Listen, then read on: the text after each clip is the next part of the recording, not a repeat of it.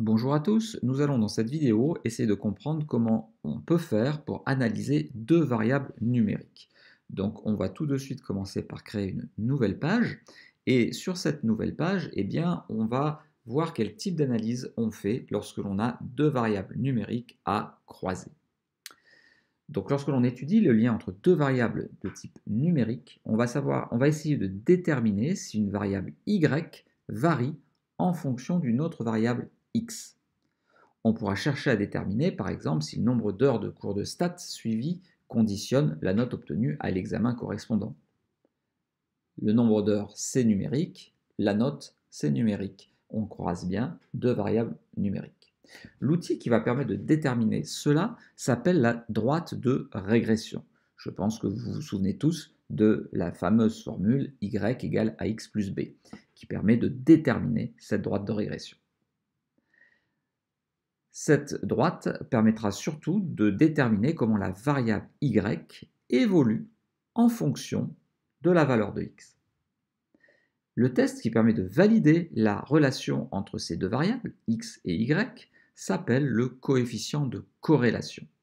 Le coefficient de corrélation, que l'on appelle petit r, indique la force et le sens de la relation. Il varie de -1 à +1. Lorsqu'il est proche de 1 ou lorsqu'il est proche de -1, il traduit une très forte corrélation même.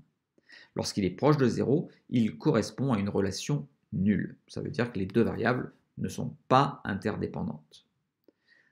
-1 signifie que les deux variables évoluent dans le sens inverse, ou lorsqu'il est proche de 1, les variables évoluent dans le même sens. On va donc essayer de travailler sur cela dans le cadre de cette vidéo. Après, comme pour l'analyse précédente, on va croiser les données, il faudra interpréter les résultats selon les trois niveaux. Premièrement, on va regarder si la relation elle existe, c'est-à-dire si les résultats sont proches de -1 ou de +1. C'est le test de significativité. On va ensuite mesurer la force de la relation. C'est-à-dire que si on est proche de 1 ou +1, la relation sera très significative. Si on est moins proche de ces extrêmes, la relation sera peut-être juste significative, peu significative, voire même non significative si elle est proche de 0. Et enfin, donc si il y a bien une relation entre x et y, on fera une analyse. Alors, le plus simple est de prendre un exemple pour comprendre ce que je viens de dire, et on va essayer de se demander si la note globale donnée par les téléspectateurs, puisque dans la variable 10, ils attribuent une note à la chaîne qu'ils regardent, donc je vais le prendre, je m'interroge, est-ce que cette note-là, elle varie en fonction de la diversité des programmes, variable 11. La diversité des programmes est également une variable numérique.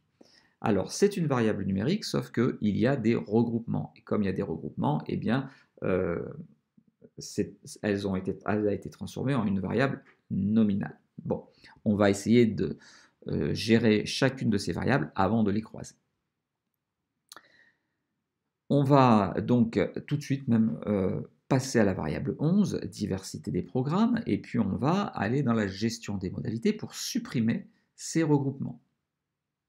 Donc on va dans gestion des modalités, opinion négative, on clique sur la poubelle, opinion neutre, on clique sur la poubelle, et opinion positive, on clique également sur la poubelle. Ainsi, je me retrouve à présent avec une variable numérique au même titre que la variable 10.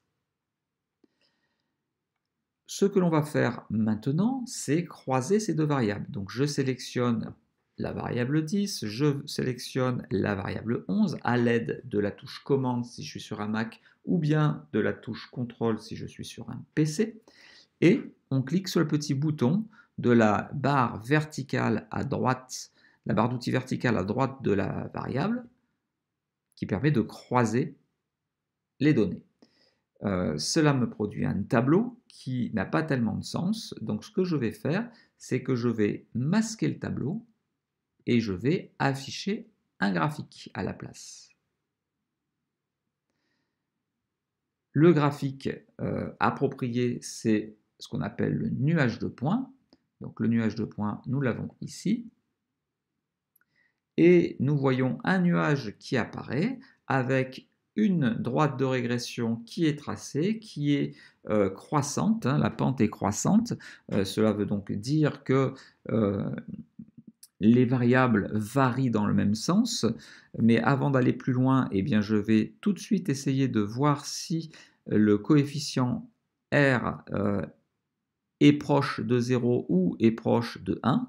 En fait, la corrélation est égale à 0,5. On est pile poil au milieu. Donc, en fait, ce que l'on peut dire, c'est que il y a une relation, mais que cette relation, elle est faible quand même. Donc, on va dire que la relation est peu significative puisque ce coefficient de corrélation est à 0,5. Donc, en conclusion, on peut dire que la note semble augmenter légèrement en fonction de l'augmentation de la diversité des programmes.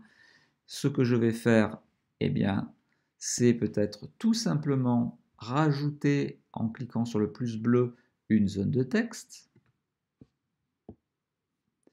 Cette zone de texte, eh bien, on va la descendre, si on arrive à l'attraper. Voilà.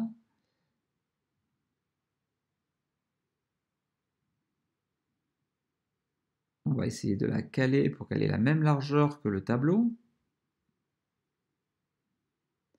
Une fois que c'est fait, on va double-cliquer sur le texte, on va écrire en taille 14 pour que ce soit un petit peu plus gros, et on va écrire ce que je vous ai dit il y a 2 minutes. La note semble augmenter légèrement en fonction de l'augmentation de la diversité des programmes. Ah, j'ai fait une petite faute. L'augmentation de la diversité des programmes. Voilà donc comment nous avons analysé 2 variables numériques. Je vais donc donner un titre à ma page 3. Cette page 3, on va dire diversité des programmes et notes globales. Et ce que l'on va faire maintenant, eh bien, on va recommencer la même manipulation, mais cette fois-ci sur une autre variable, sur toujours les notes globales, mais cette fois-ci avec le sérieux des informations. Donc on va voir si c'est un petit peu plus significatif. Donc pour faire cela, nous prenons une nouvelle page. On va mettre comme titre note globale et sérieux des infos. Et on va refaire la même chose.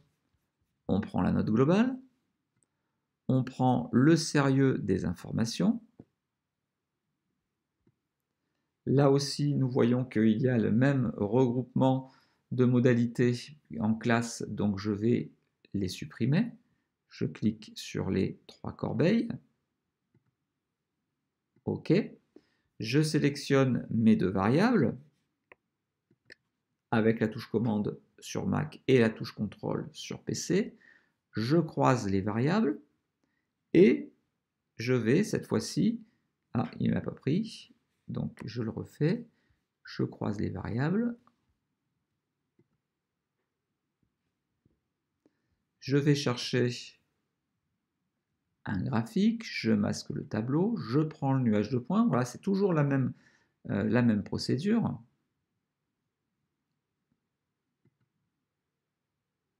J'attends que cela se fasse. Là aussi, on voit que c'est croissant. Nous avons une corrélation à 0,6. Donc la relation, là aussi, elle est faiblement significative. On va donc faire le même type de remarque que tout à l'heure. Donc on va ajouter un plus, un commentaire.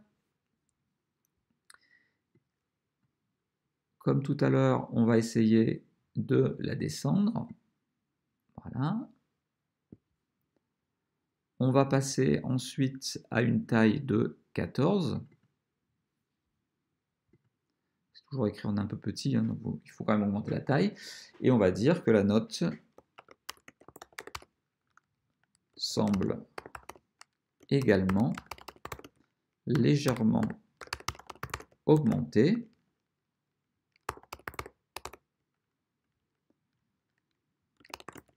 en fonction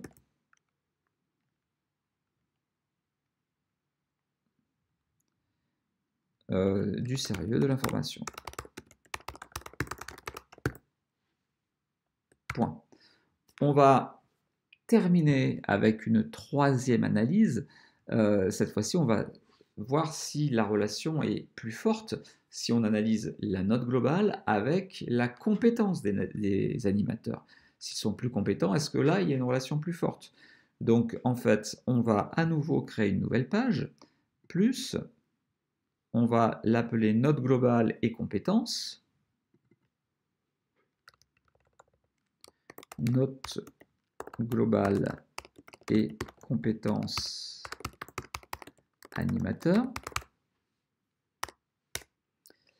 Et on va faire la même chose. On prend la note, on glisse la compétence des animateurs. La compétence des animateurs est là aussi regroupée en classe, donc gestion des modalités. On clique sur les trois petites corbeilles pour retrouver nos valeurs numériques. On sélectionne les deux variables et on croise celle-ci.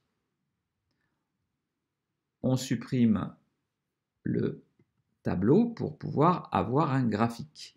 Donc on affiche le graphique, on masque le tableau et on demande un nuage de points. Cette fois-ci, on s'aperçoit que le coefficient de corrélation est encore une fois à 0,6. Donc je rajoute une zone de texte que je descends.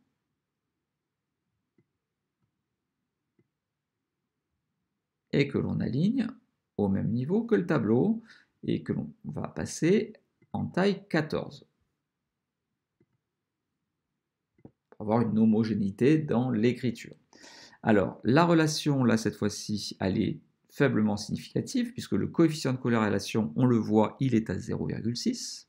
On va donc dire que la note, alors on double-clique, hein, la note globale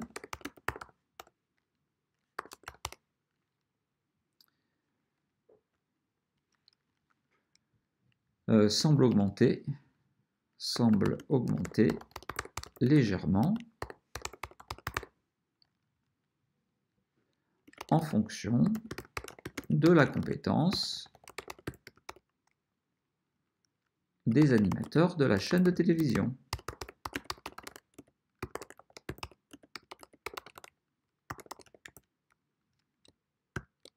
On va peut-être faire une petite conclusion, donc là je vais aller à la ligne, et puis on va faire une conclusion un peu plus globale. Aucun de ces trois critères,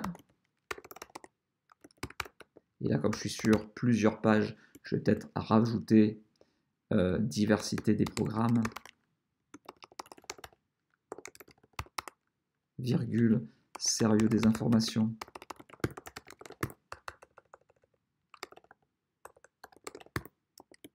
et compétences des animateurs. Fermez la parenthèse. Donc je répète, aucun de ces trois critères n'est réellement déterminant